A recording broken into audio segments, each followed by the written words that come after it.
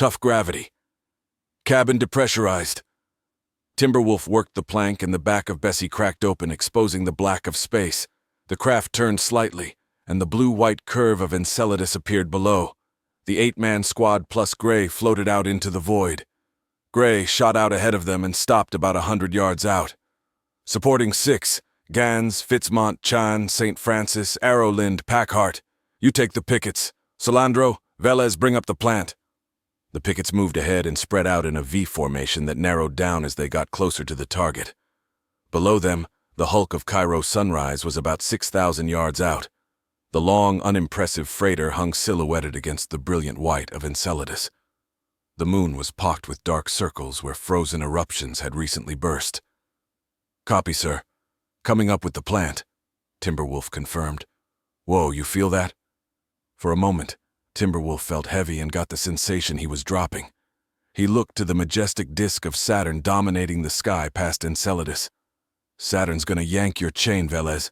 Don't mind it. Watch your heads-up display," Gray advised, as Timberwolf and Solandro passed him, holding the nuclear plant between them. It was hard even for Timberwolf not to look over at the giant world, glorious rings taking up half the sky. But he knew he had to focus. Saturn was duller in person than Timberwolf assumed it would be, a pale cream mixed with 1,000-mile ribbons of brown and orange. "We're 3,000 yards out, passing the last picket," Solandro announced. "Whoa! Damn!" The pair were pulled to the side violently, almost losing hold of the plant. The gravity wave was enough to almost kill their forward momentum. Solandro went to a private channel. "This is bullshit, Timber. We've got a damn live nuke and it's like we're in a washing machine." "Let's drink about it later. I'm focused. Clear the channel." Timberwolf snapped back. They got back on track and closed to within 1,000 yards, the bulk of Cairo Sunrise spreading out below them. Underneath her, and absurdly close, was the icy white surface of Enceladus. They passed through a puff of frozen vapor from below. The ice frosted their visors, but the heat of their rigs quickly melted it away. The freighter looked its age, its exterior color mostly dulled down to the primer. Too many spindly towers jutted off the superstructure, seemingly at random. It was nothing like a sleek modern vessel. "Lots of ways to kill yourself here. I'll give you that," Timberwolf said. They got within 100 yards, and Solandro illuminated their target in a red X of laser light. It was a smooth spot at the base of one of the towers. Timberwolf continued on solo at this point. He descended swiftly, making a soft contact. He placed the plant down, and it connected with a magnetic click. Gray crackled over the comlink. "If you've touched down, Cairo's sensors don't know it. Good job." Timberwolf turned the chunky ignition key and the plant glowed red. "Copy. Looks good from here," Solandro confirmed. Timberwolf turned to give him a thumbs up, but Solandro was gone. He should have been just 100 yards out. "Solandro? Mike?" Timberwolf scrambled over the surface of Cairo Sunrise, trying to find an edge to look over. Out of nowhere, Solandro came right at him. He was falling, actually, grabbed by a nasty gravity wave. As he was going by, Timberwolf grasped the end of his glove and they both slammed hard into the superstructure. Gray had it together on the comlink. "I told you Saturn wouldn't play nice. Everybody still breathing?" The pickets called out one by one. "Any damage, Solandro?" "Sir, I'm going to need a touch-up." "I've got some model paint you can use. Proceed, gentlemen," Gray said as calmly as possible. Timberwolf scrambled back to the plant, igniting the burners on it as Solandro went back out to his position 100 yards back. The surface under the plant was plastic, and it began to bubble almost immediately. Much quicker than he thought, the device pulled itself through the melted hull and disappeared. "It's away, getting a visual." Timberwolf looked to where the plant had burned through. A thin column went straight down. Below, glowing embers flitted momentarily before snuffing out. "What the hell is that?" Solandro said over the comm. "No gravity effects here," Timberwolf answered. "Not gravity. I've got lights all over Cairo Sunrise." Timberwolf looked down the superstructure. One by one the towers lit up, flickering to life. "Sir, continue observation." "Hell no! Come back, Timber!" Gray barked. Just then, an unmistakable vibration went through Cairo Sunrise, and the whole thing moved. Timberwolf slammed into the hull. "Aft thrusters on Cairo are blasting," Salandro yelled. "Order, sir!" "Stay with your man. Pickets thin out to a single fire brigade line 1,000 yards behind Salandro. Velez, you out of there?" For too long, there was no response. "Timber?" Finally, Timberwolf responded. "Sir, I'm stuck. My arm's magnetically stuck to the hull. I think the plant spun up a power surge." Cairo Sunrise lurched backwards. Her thrusters were slowing her orbit around Enceladus. "Cairo's dropping." Timberwolf tugged as hard as he could on the superstructure. But even with the servos in his suit whining, it wouldn't budge. Somehow, he had been unlucky enough to make contact with a piece of metal on the hull, just as a flow of energy pulsed through Cairo Sunrise. "Okay, we're going to kill 2 birds with 1 stone." Gray pulled up Cairo Sunrise's specs in his heads-up display. He flipped through the pages with the motion of his eyeball, and quickly found what he needed. "You're going to short it out, Timber. The whole ship. Your rig's got more juice than Cairo's whole power plant.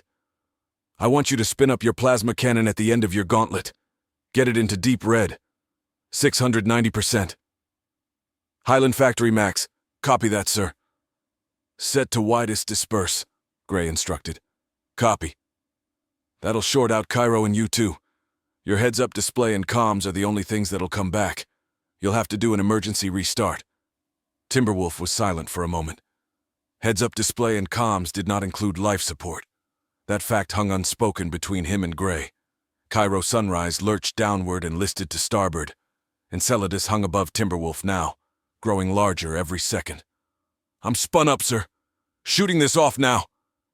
"I've got your back, Timber," Salandro assured. Gray bit his lip, watching the old freighter list. In a flash, what seemed like a lightning storm covered the superstructure. Bolts jumped from tower to tower and out to the thruster pods, blowing them out. The whole thing seemed to shake from side to side before going completely dark again, silhouetting in front of Enceladus. Bits of flotsam dribbled off the hulk and started to form a knot aftward. "Timber? Timber?" Gray asked. "I'm here, sir. That was fun." Exhaling with relief, Gray scanned the feed from Timber's life support. It was dark. "I don't have your vitals, but I assume your heartbeat's in the red." "No way, sir, barely yellow." "Hold your breath. You've got what's in your suit, which is a good 15 minutes. Run through the emergency start."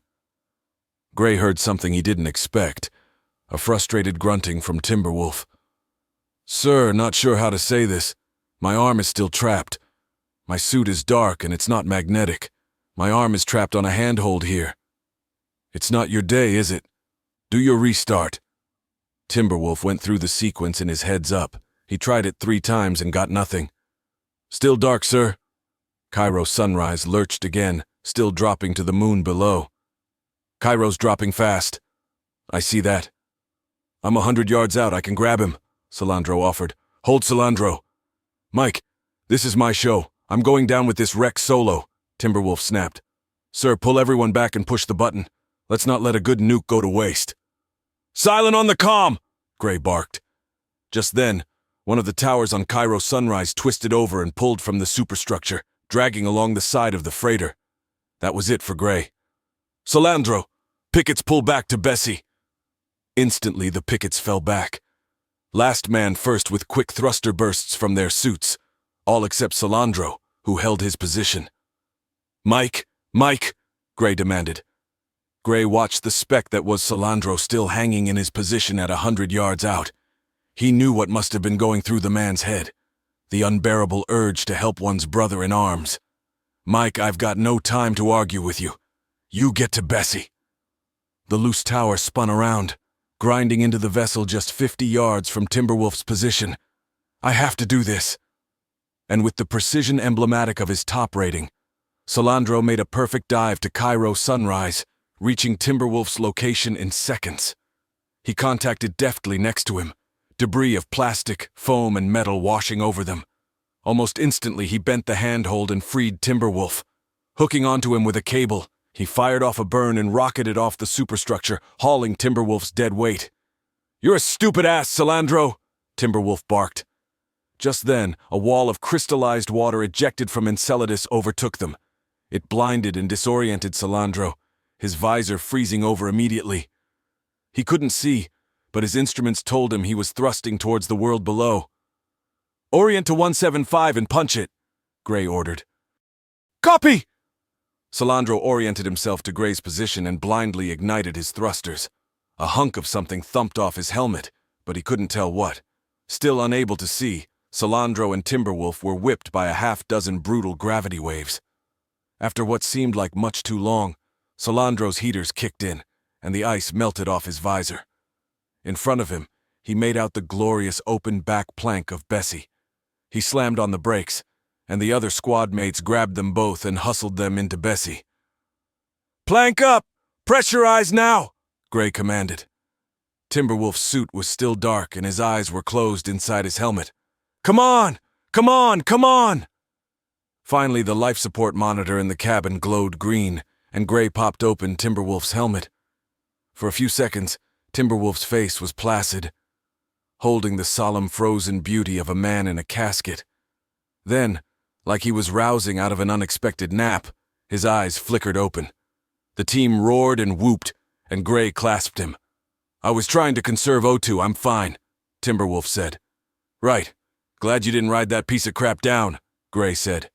"It would have been a hell of a way to go," Timberwolf replied. The pilot came over the intercom, her soft voice seeming to be from a different universe. "I'll back us out and drop the rad shields for the show?" "Let's do that," Gray confirmed. The grateful day. Timberwolf's suit wouldn't come back on, and the squad had to pry him out of it with titanium wrenches. He huddled for warmth in his underwear against the rifle charger in the cabin of Bessie. Cairo Sunrise was still holding its orbit when Bessie got 31 miles out. The squad crowded around the monitors as the pilot got into final position. At this distance, the freighter looked more like a dark, crumbling cloud than a spacefaring vessel. Gray projected the feed in the cabin and zoomed in. Cairo Sunrise was bending along its axis and looked like it might snap in half. More bursts of crystal ice from Enceladus swept over the hulk. Gray input the detonation command into his smart device, and the big juicy red graphic glowed. He looked down to the men, so eager and proud. Thinking of what needed to be done, he handed the detonator to Salandro and motioned for him to press the button. Salandro proudly accepted. "Thank you, sir." With a brief burst of nuclear fire, Cairo Sunrise burst, and its two halves cartwheeled away, leaving a small, rapidly spinning nub. Its forward momentum was gone, and the larger front part of the hulk hung for a moment. Then over 4,500 yards of metal and plastic rapidly dropped to the surface of Enceladus. The wreck pancaked, splitting open the surface of the moon. The liquid water innards burst out like Enceladus had been punched in the nose.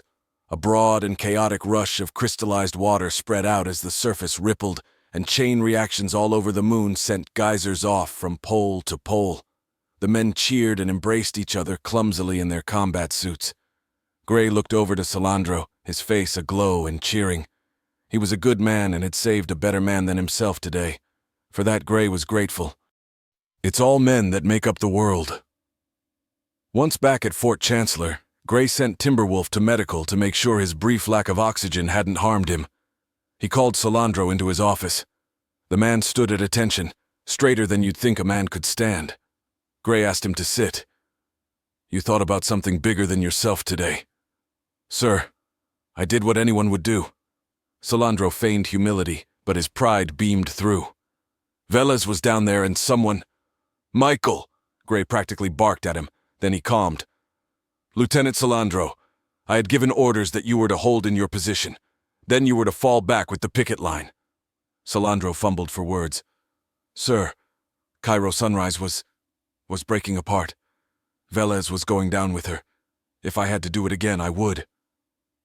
Gray stood and walked to the small window that looked over the quad. In the middle of it, a decommissioned drop lifter was frozen in mid-blastoff. He tapped on the window pane with his academy ring. "I thank you for what you did today, but I can't have men in my squad who don't follow orders." Salandro shuffled. "Sir, with all due respect, if I didn't save him, who would have?" Gray turned and gritted his teeth. "I would have. That's why I was calling you back to Bessie. I needed you out of the way so I could grab him." Gray paused, looking daggers through Salandro. "But that doesn't matter. The Phelan can teach us something. They wound our men, so their comrades come to their aid. They hurt us once, kill us twice." "Sir? The squad is more important than the man. We have to learn that." Gray handed Salandro a tablet computer. "I need you to drop, Michael. You can't be a breacher." Salandro held the tablet so tightly that his hands turned bright red. "Sir, no. I can't do this." "Michael, you're a good man. I'll send you back to your old unit. I'll make sure you get a bump in pay and— the hell with this." Salandro glared at him, and Gray glared back. "I told you my voice was that of the Almighty out there, and you chose to disobey me. You chose to override my judgment." "No, sir. I did what I had to when the situation went out of control." "Out of control, really? You think Cairo just spun up on its own? You fail engineering? You didn't think I had something to do with that? That was the drill, Michael." Salandro stood dumbfounded, a bitter embarrassment taking the color from his face. "Sir, Gray didn't let him argue. "You put yourself and everyone else in danger.